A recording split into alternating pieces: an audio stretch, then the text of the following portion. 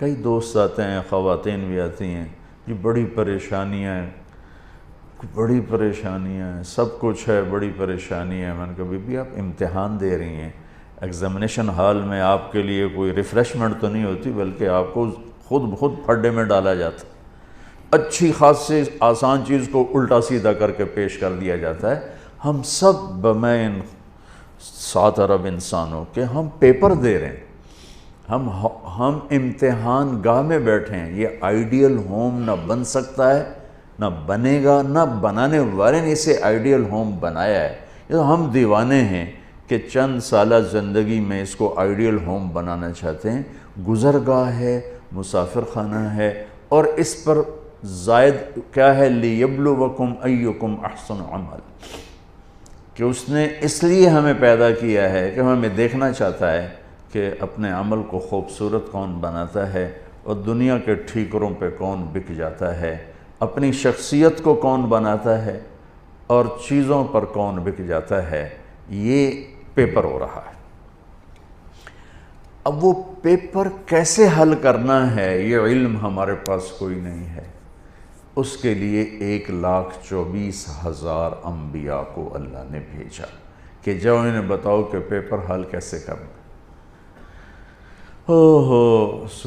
تو سب سے آخر میں اللہ نے جناب رسول اللہ صلی اللہ تعالی علیہ وسلم کو دنیا میں مبعوث فرمایا، آخری کتاب، آخری نبی، آخری رسول۔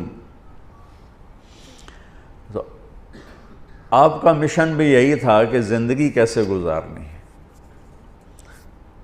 پچھلی کتابوں سے اب چونکہ آپ وجہ کائنات ہیں، ابو ہریرہ نے ایک دفعہ آپ سے پوچھا یا رسول اللہ آپ کو نبوت کب ملی تھی؟ تو ابھی ربیع الاول گزرا ہے،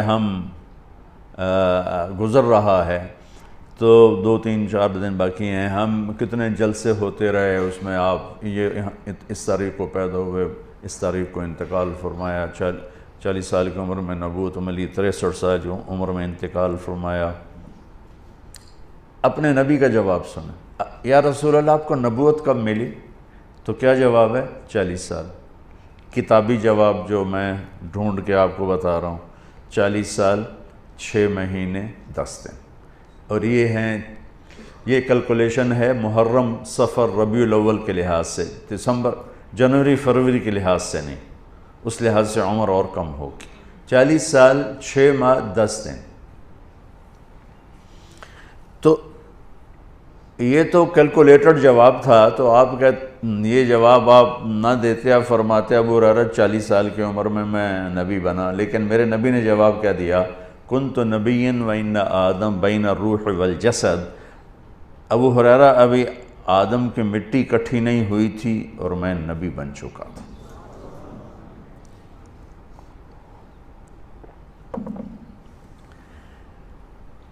تو اب تو وجہ کائنات ہے۔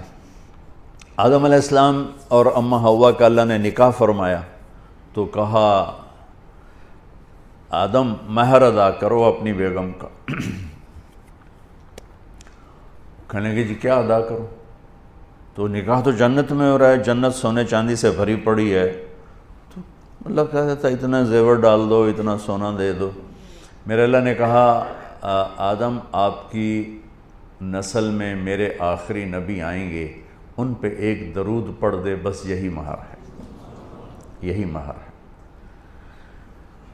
تو اس سے اور تھوڑا پیچھے چلے جائیں، میرے نبی نے فرمایا کہ اللہ تعالیٰ نے پیدائش کائنات، پیدائش آدم نہیں، پیدائش آدم تو بہت تھوڑی عمر ہے، پیدائش کائنات کو 25-30 ارب سال ہو چکے ہیں۔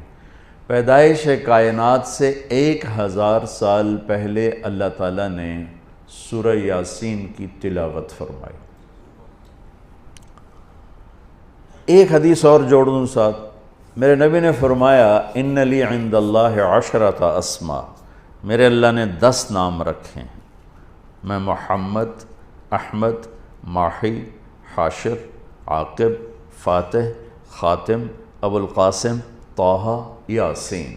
یہ آپ نے ایک ہی روایت میں، ایک حدیث میں آپ نے اپنے 10 نام بتائے۔ ویسے تو آپ کے صفات کے ساتھ آپ کے صفاتی نام بھی بے شمار ہیں۔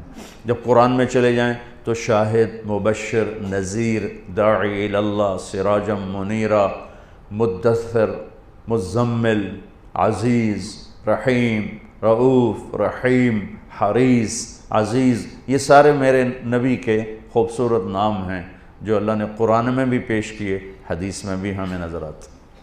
اس میں ایک نام ہے آخری، یاسین۔ کیا ہے؟ بولیں۔